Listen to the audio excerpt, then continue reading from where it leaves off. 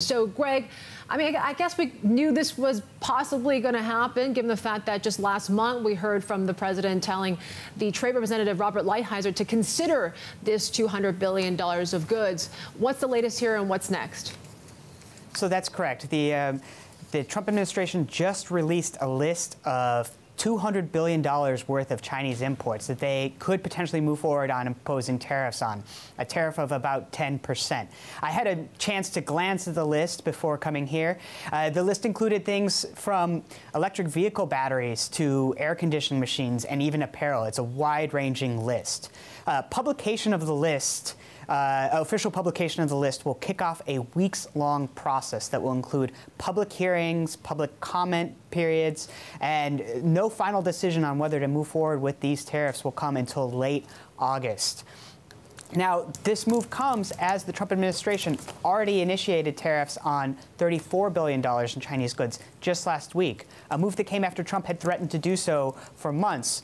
The Trump administration is also eyeing tariffs on an additional $16 billion in Chinese goods, which could come in the next few weeks. China, of course, has vowed to retaliate in kind and has retaliated on the previous round of tariffs. So watch closely for this moving forward.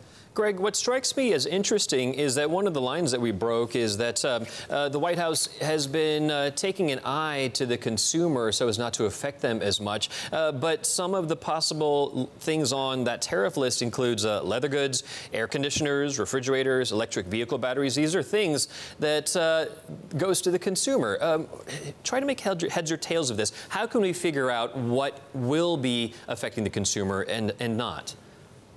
That is a great question, and you're right. The senior administration officials, speaking on condition of anonymity, did say that they took into account consumer effects, and yet here are a wide swath of goods that consumers will be buying, and that economists tell us prices could potentially go up.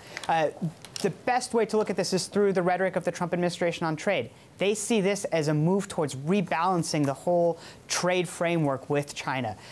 Trump has frequently made the argument that China has tilted the trading relationship to their favor, and that it takes these blunt tools, such as these rounds of tariffs, to actually correct that.